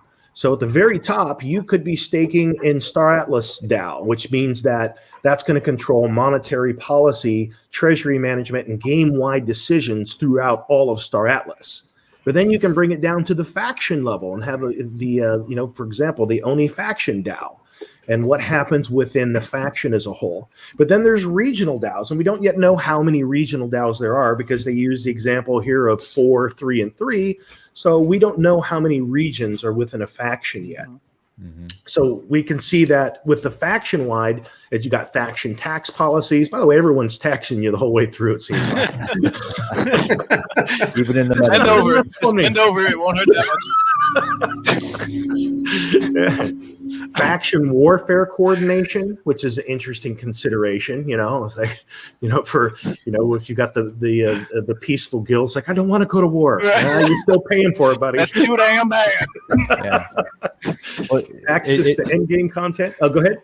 I was going to say, it brings up a good point. So the previous slide and this slide both talked about using the DAO to talk about homeland defense. So is there going to be an automated system of defense that you can vote on and pay for through your DAO, where you have like these NPC ships that will fly through and help protect your assets?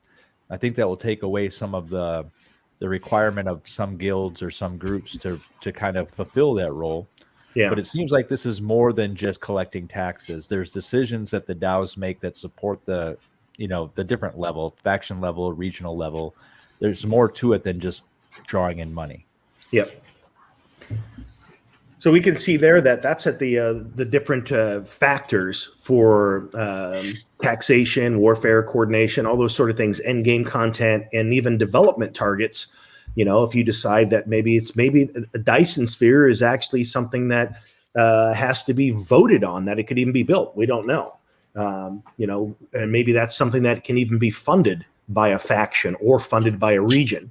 But if we look down at the regional level, all of those regions down there, the regions and the DAOs there have an impact on taxation incentives, local monetary incentives, and planetary restrictions. So this is the lowest form of the DAO here, but yet there's levels that go beyond this, that go from the Star Atlas to the faction to the regional DAOs, And to take a look at that, I've actually got this thing that I created here, which shows. Yeah, here it shows you that even below the regions, you still have star systems, which we don't know how many planets are in a star system. Has anyone seen mention of that anywhere? I haven't, no.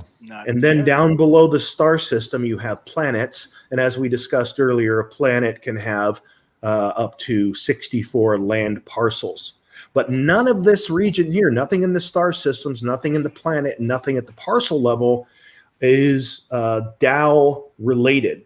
So if we go back there and we're looking at those regions, everything we saw from the planetary system down fits within one of these regions under a faction. So there's a whole lot of layers to what's going on. But from a voting and staking standpoint, it stops here. The lowest level is the region. And so when they do go to vote, they're essentially voting on what happens within this area. And so if we look at the governance here, the section, it says the map of Star Atlas is subdivided into regions, which in turn contain star systems and planets. Regional, low-level DAOs control specialization of star systems. So that means at a voting level in the region, they can say that we are going to specialize in this. And so we're going to give tax incentives and things like that. And they can also impose restrictions by adjusting tax on certain activities. Voters in the regional DAO are required to own property. We already mentioned that. In order to be eligible for voting. So imagine whoever has, regardless if you own a whole planet, regardless if you own a whole star system, whoever has controlling vote within that regional DAO can dictate taxation and what is restricted and what is incentivized within your region that you're in.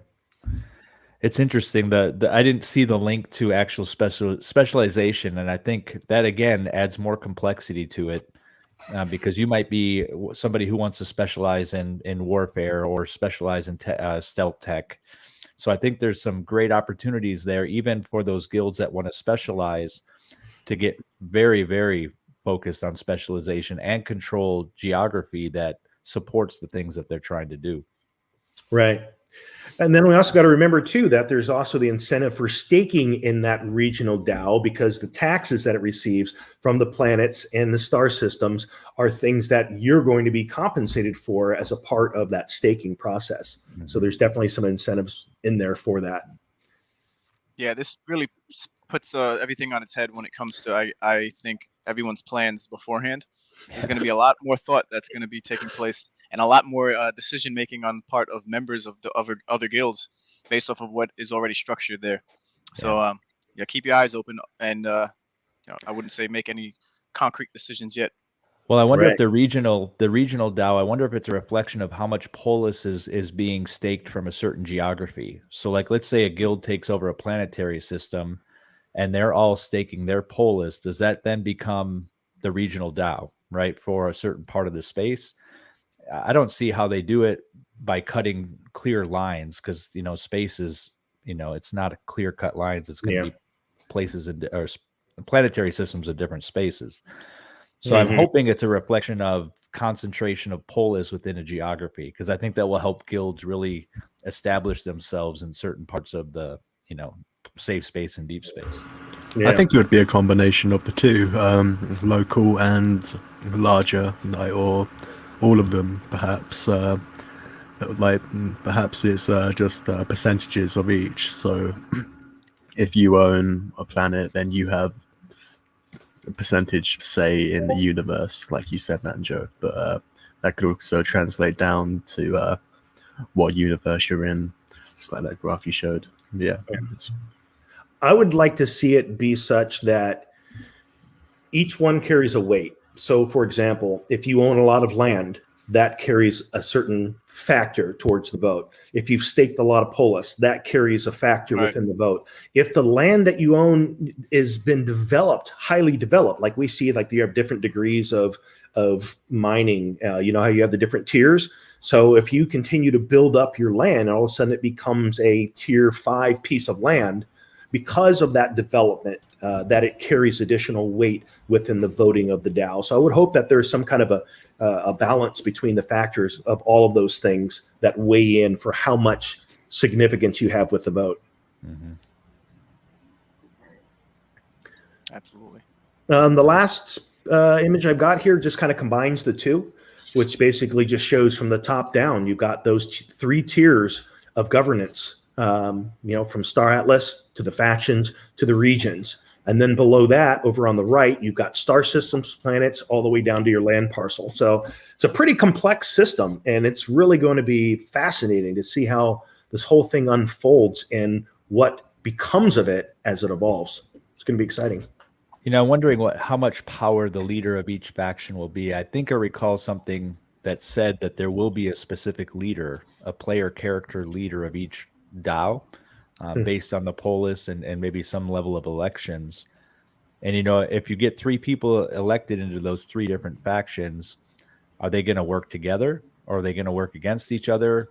It's really going to set the stage for whether this is a more peaceful metaverse or a more warlike metaverse. And I think we'll see conflict at all levels, honestly. But my hope is that we see some tension at those 3 levels, and that we don't see this utopian ideal of space. I want to see gritty and dark and warlike and fighting for resources. I don't want to see Star Trek. And some propaganda news channels. Yeah, we get enough of that already in real life. I think we'll have those here. Yeah. In today's news in the Ooster faction. Yeah. I mean, already putting out propaganda and fake news just to kind of get an advantage, It'd be cool if you could sell fake data. We know we have the data runners. It'd be awesome if you could implement like a fake data into the system. Right.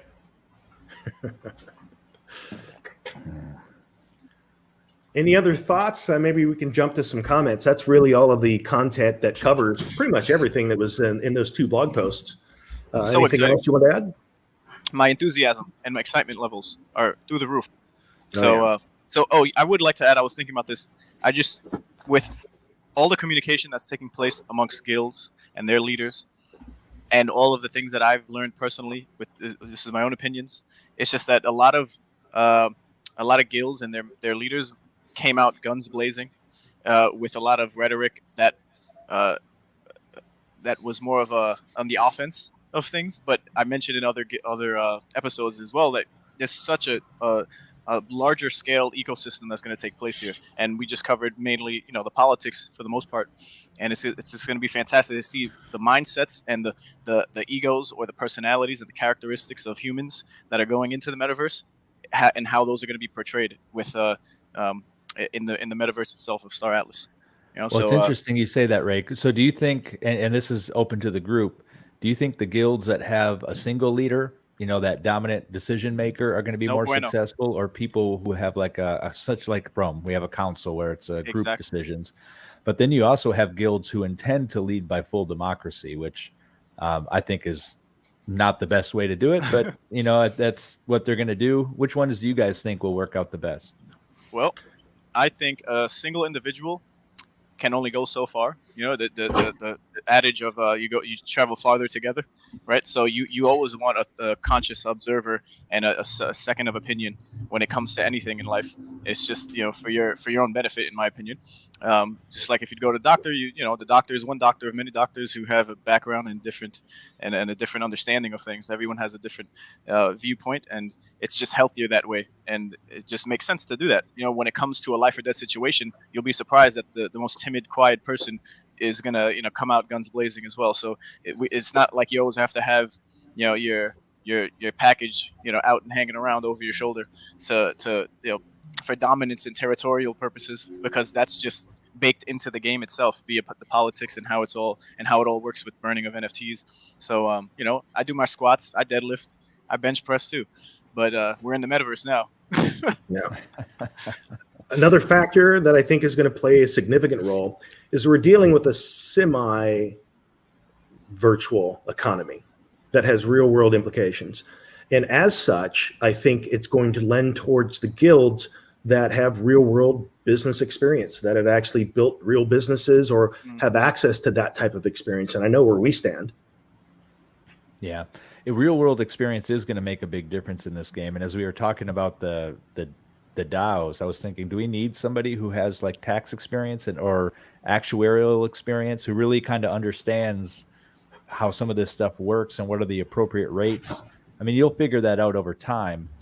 But as somebody who likes to min-max games from the outset, why wait? If you got somebody who says, no, I think you should tax at 2% instead of 3% because this will be the positive impact on your productivity. That type of stuff matters, right? Or dramatically reduce to stimulate growth, and then have it. So, I mean, and with the plans that because of that growth, you'll see those returns later, rather than just gouging people who can say at some point, we don't know what the process looks like, but they can pick up their marbles and go to a different sandbox. Somewhere else. You know? Or the actual sandbox. Right. Well, I would love to see some guilds pick up real world economic systems just to see how they work, and try to follow them to the letter of the economic system to see how it plays out. So take socialism or communism into it, or take full entrepreneurship and wide open, no regulation, no rules into it, and really see how it shows up in the metaverse. The unfortunate thing is human nature is what it is, and I think it's going to turn out the same way in game as it would out of game. And then there's also game mechanics too that may place bottlenecks on how the economy can play out. It's going to be an interesting journey. Indeed. Any the comments here? Yeah, we can get to comments now. We have a. Well, I tend to disagree with this, because it seems to me the biggest governments with the biggest bureaucracies tend to be the most corrupt. That is the corruption. Yeah, exactly. I'm trying to avoid inserting too much of my personal political ideals here, but I'm down with the government, is what I say. Yeah, it's going to be a lot of trial and error, and it's going to be interesting to see how it plays out. I think that what we're going to see a lot of, and it's a natural thing. As gamers, what do we do as gamers? We look to game the system. We look for the hacks. We look for the things that we can do until the developer's like, oh man, got to plug that hole. But that's also real life too. You look for the easiest path between A and B that requires the least amount of resources, the least amount of effort. And sometimes those are hacks, and then eventually those get plugged in, and then we have to figure out some other approach. So yeah, it's going to be whatever we can, whatever can be done is what people will do. Yeah, no, I agree. And going back into what people will do that is stupid, Mega brings up a great point here is, there's going to be people who see some sort of opportunity here and are willing to take risks to put real world collateral, life-changing collateral on the line, and then do something where they might lose that. So I think that it's fair to say, and I think all of us agree, that you only invest what you can afford to lose. I mean, no one should be in this game with stuff that is there negatively impacting their life, in my opinion. I mean, that's foolish. And for me, what I invest is play money or some degree of investment money, but I consider it high risk investment money. It's not a sure thing. Yeah, it is absolutely high risk. I mean, the things that we're talking about is still mostly theory crafting. And honestly, even for every game developer that's out there right now, because these worlds are not built. These are ideas about what they would like to envision unfolding over a period of time. So a person going in and thinking that all of this is going to work, this is an experiment. And so, yeah, it kind of needs to be treated as such. Only what you can risk to part with without too much harm in your world. Yeah. Someone here mentioned that their concern is estimate return on ships. If I buy a $9,000 Ogrica, how long would it take to pay off the initial cost? So this is an interesting thing. There's no answer to this for real, but what is impressive to me is that Star Atlas is probably one of the only projects where the leadership actively acknowledges that these are investments. And I don't remember what show it was on, but at my own point, at one point I was saying myself that I would like to see my return within a year. It's a high risk investment. So therefore I would like to see a high enough return that I felt that would come back within that time. And oddly enough, I did hear at some point in an interview, Michael say something similar to that. And while there is no guarantee, there is no set time, I like the idea that at least they have a milestone in their mind of what they're trying to weave the mechanics into being. Well said. And, yeah, they definitely can't guarantee anything, but I like the thinking behind how they're approaching it. And it's a reflection of your time as well, right? So if you buy a $10,000 ship and don't do anything with it, well, good luck getting your money back. But if you're in there playing, and we've all played MMOs in our past, and all of us have put in some serious time when we had less complex lives. So if you're putting in 20 hours a day or 16 hours a day on a $10,000 ship, I would hope that you would see a strong return. And if you think about this through the lens of DeFi, because this really is DeFi through the lens of a video game, there is some amazing returns happening in DeFi right now. And even the people who are staking Polis and Atlas are making some pretty good returns on their money. And I think you're going to see this show up in the game as well. There's going to be some solid returns, but you got to do the work. It's not just something where you click a button and walk away. Yeah, to that point, I've had talks with individuals in a pretty large guild that's out there on the back end, and his concern, as well as the event I went to for Axie Infinity, where I was preaching about Star Atlas, the networking event more or less, and there was a lot of like everyone's 50-50, right? Is it a rug pull? Is it not? And it simply comes down to the understanding and education, like with most things. So once that happens, you can formulate your own opinion and see how it wouldn't be just a rug pull. These are games, these are blue chip companies that are going to be here for the long run, right? With their own ebbs and flows. And but when it comes to the ship assets and the cost, and then what you could make, right? What you could make relative to what the price was when you bought it. Why would a team?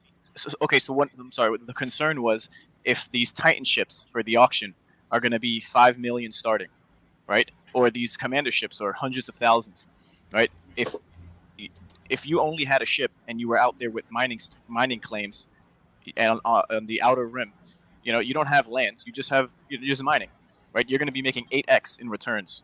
So eventually you're going to, or very soon, I guess after the fact, when the game is out, you'll be able to do a calculation and see, depending on what the prices are of Atlas, and if you're going to extract value from the system to convert it back into Ethereum or Sol or whatever you're going to do, eventually, how long it would take to do that. Just like we talk about Gala nodes and how much Gala we're getting compared to the price. So all of it's almost like it's an investment, like Wagner said, and you're building a business, and the upfront cost and the overhead is what it is for now. But I don't have a doubt that it's all gonna be to scale, and you're gonna have a relative return that's gonna look pretty good. But like Banjo mentioned and Jess, you're gonna have to put in some work. It's just like every other investment. You got to put in the work. Yeah. Punjab brings up a good question about the reinvesting versus the profit taking, and we know that Wagner has said multiple times that the goal is that they hope people reinvest and compound their value in the game itself. But there are people who are also doing this to extract value from the game also. And I think for different people, when you start pulling and taking profits is going to be different. Now, some people will take profits by building stuff and selling it. Maybe they'll take a portion of that. Some people will flip Polis and Atlas and take profits there. I think it really depends on how you intend to play the game. I think personally, I'm looking to have fun and also extract profits at some point. So at the end of the day, none of us spends tens of thousands or even hundreds of thousands of dollars just to play a game, right? There's got to be some profit that you're pulling out of there or compounding in a pretty big way. Right.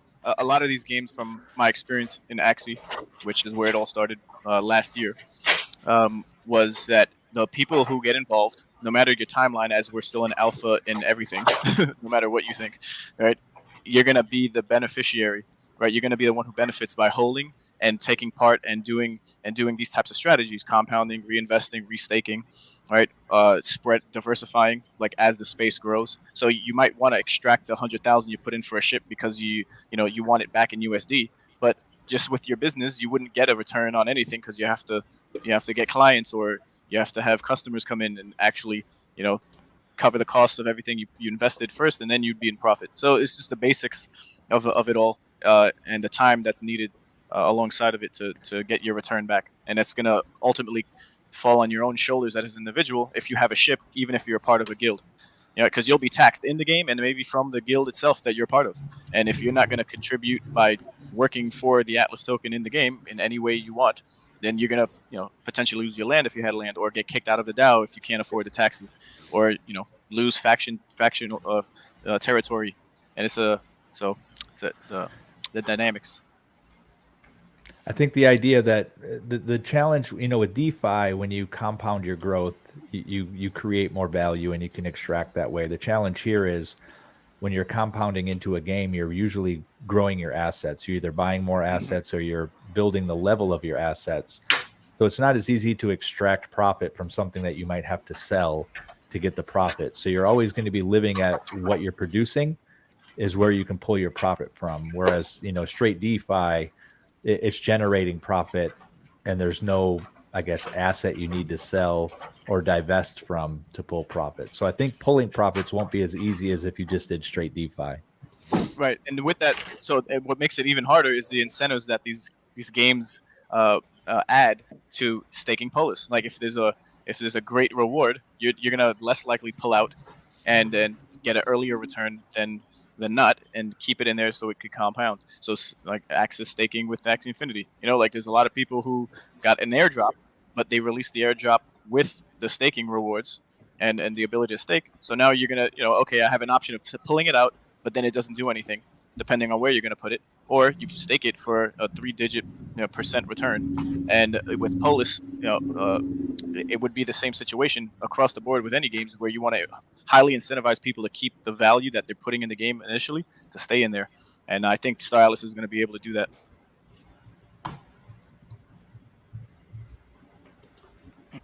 Very good, gents. Well, we're almost nearing the top of the second hour. It's usually about how long we go here. And again, we're gearing up for a pretty exciting week. It's kind of like the culmination of what we've been waiting for, the doors to open to this project, since we've all taken note of it, participated in the GAO and have been a part of the Discord and all of the town halls, and it's like finally happening now. We have some great things to look forward to here in the coming days. And that means we're going to have a fantastic show next week because we're going to have lots to talk about. We're going to have that trailer. We've got the registration process, and we've got the ship sale. So, yeah. Any closing thoughts from you guys? Well, we also have a guest next week about a different property or a different IP, right? So we have at least a short period of time where we'll be hearing about another NFT game that's coming out. But I'm excited to hear about what's coming this week in Star Atlas. That's really where my mind is. There's a lot of good stuff coming. Mm-hmm. Yeah, we'll see how the week plays out. And if you're interested at all in what we're talking about and want to be a part of the greater good of the metaverse of Star Atlas, go ahead and we'll drop the link. I saw Banjo do that earlier. To join Rome, there's an application that you would fill out to become a nomad. And then from there, you can just be as active as you'd like, ask as many questions as you'd like. And once the application is filled out, we'll review it and we'll get back to you. And we do promotions ever so often, more often than we used to, every week after the show here. Cheers to anyone who's joining, and we'll see you and to continue the conversation in the Discord. That's it. And with that, the show is a wrap, and we'll see you here same time, same channel. Like and subscribe if you haven't. Hit that notification bell so that you're notified. And again, appreciate all of you and all of your comments here. We'll see you in the Discord. Cheers. Bye. Later, guys.